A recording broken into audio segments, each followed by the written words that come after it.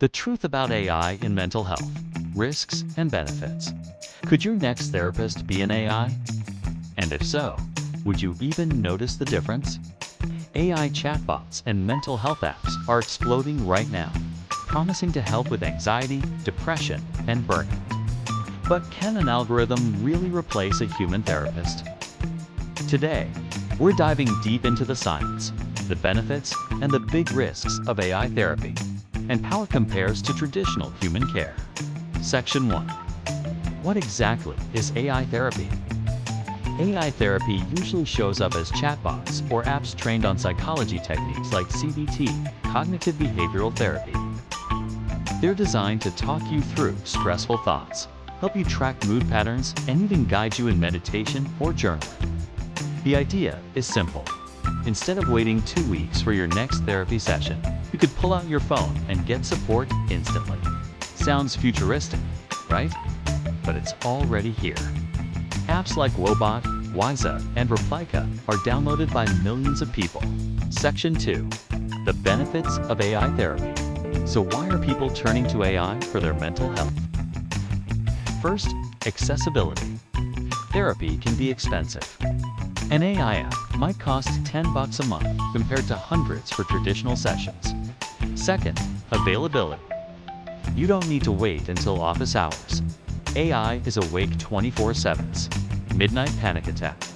Your chatbot therapist is right there. Third, privacy. Some people feel less judged opening up to a chatbot than to a human. No stigma, no awkward silence. And finally, consistency. AI doesn't forget what you told it last week. It tracks your inputs and patterns over time, giving you personalized nudges. Section 3. The concerns no one should ignore. But here's the other side of the coin. Lack of empathy. A chatbot can simulate compassion, but it doesn't feel it. Humans pick up on tone, body language, and subtle cues that AI simply can't replicate, at least not yet. Safety in crises. What happens if someone tells an AI they're considering self-harm?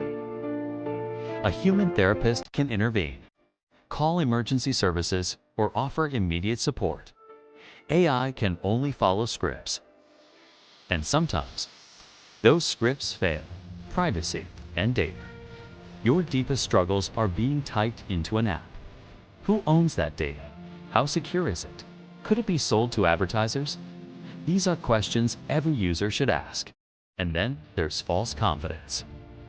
People might think AI therapy is enough, when what they really need is the care of a licensed professional. Section 4. Where AI helps versus where humans are irreplaceable. Here's the balance. AI therapy isn't useless, it's just limited. AI can be a great first step for people who can't access therapy yet, or who want daily support between sessions. It can teach CBT basics, mindfulness, and habit tracking. But when it comes to deep trauma, crisis situations, or the kind of healing that requires genuine human connection, nothing beats a real therapist. Think of AI as a supplement, not a substitute. Like a fitness app, it can guide your workouts, but it won't replace a personal trainer who knows your body and history. So, should you trust AI with your mental health?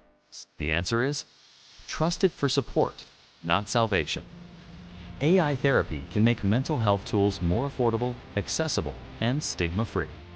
But it's not a replacement for human care, empathy, and expertise. Now I want to hear from you. Would you try AI therapy, or do you think some things should always stay human? Drop your thoughts in the comments. I'll be reading every one. And if you want more science-based breakdowns like this, don't forget to hit subscribe and tap that notification bell. This is Illuminate Me Now, where we bring you the tools to upgrade your mind.